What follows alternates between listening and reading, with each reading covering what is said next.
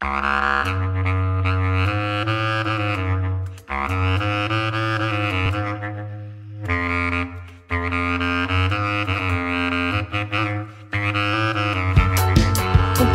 déjà, comment vous appelez-vous? Eh ben, Juan Chigaventura.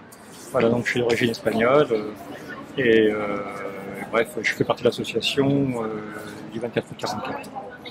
Pourquoi ça a été important pour vous de prendre cette fresque-là? Ah bah, d'une part parce que par les origines déjà, hein, aussi une manière un petit peu de récupérer la mémoire historique, un petit peu de tous nos ancêtres.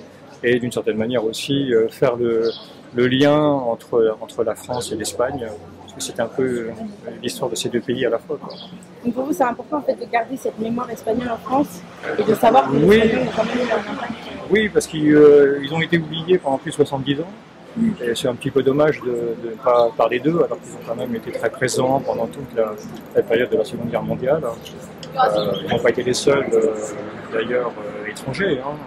Dans la deuxième DB, il y avait aussi des Belges, il y avait des Allemands anti-nazis, des Italiens antifascistes, il y avait un petit peu de tout. Il y avait à peu près, ça représentait à peu près 2000 Espagnols sur les 15 000 de la deuxième DB de l'EPR. C'est déjà assez impressionnant. Et pour la Noévé, ils étaient 160. C'était des compagnies comme ça, entre 150 et 160 ans. Et est-ce que vous avez un lien familial par rapport à la Noévé, un grand-père? Alors, pas directement. Mon grand-père était prisonnier des franquistes à Grenade. Et donc déjà, c'était une période assez dure pour la famille.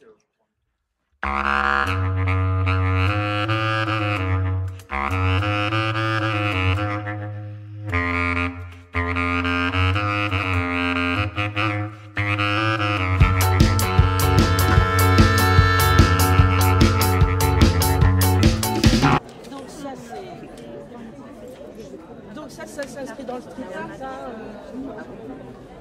Voilà.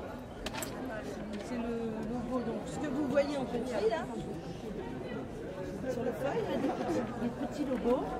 Il sera de cette taille-là sur le visage.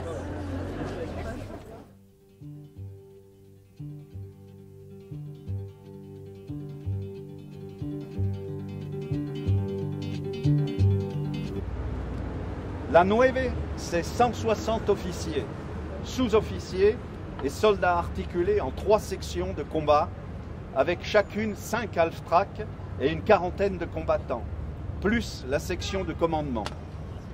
90% d'Espagnols, donc 2 officiers adjoints, Antonio Van Bombergen, Clarasso, Bamba, on l'appelait comme ça, et Amado Granel, et un sous-lieutenant espagnol, Vicente Montoya.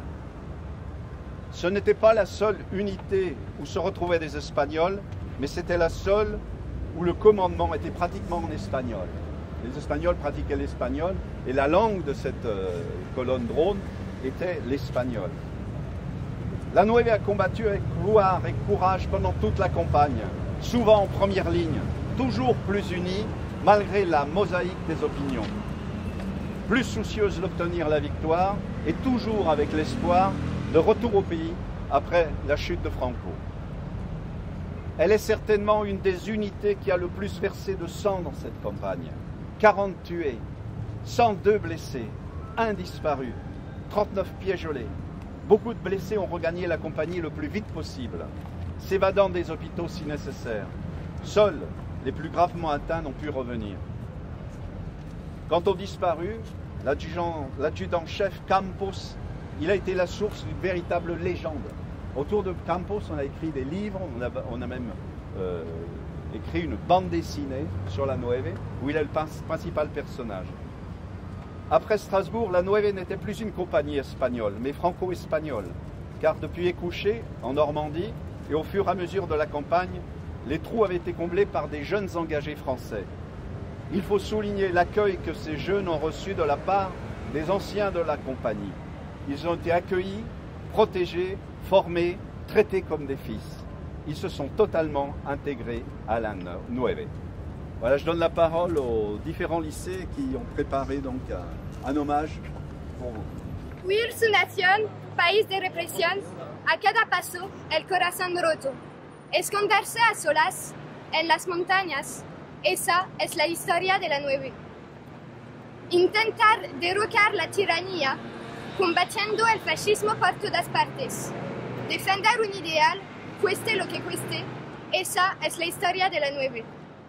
Combatir el terror de sus enemigos, nadar en la sangre de sus hermanos, hacer la guerra en el dolor, en la nieve, esa es la historia de la 9. Llegar de primeros en París, teniendo el papel más importante. Republicanos de corazón y de fe, esa es la historia de la 9. Salvar sin ningún reconocimiento, permanecer en el olvido, libertadores de la capital, esa es la historia de la 9. Pero ahora conocemos la verdad, son nuestros héroes, nuestros padres, pero ahora conocemos su historia, la historia de la 9.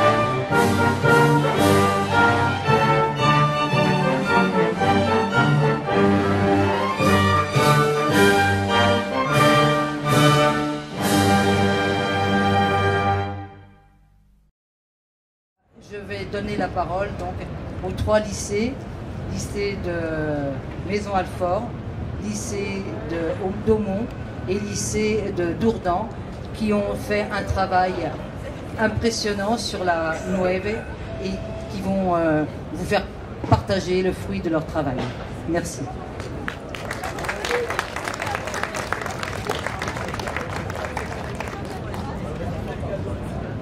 Bonjour à toutes et à tous.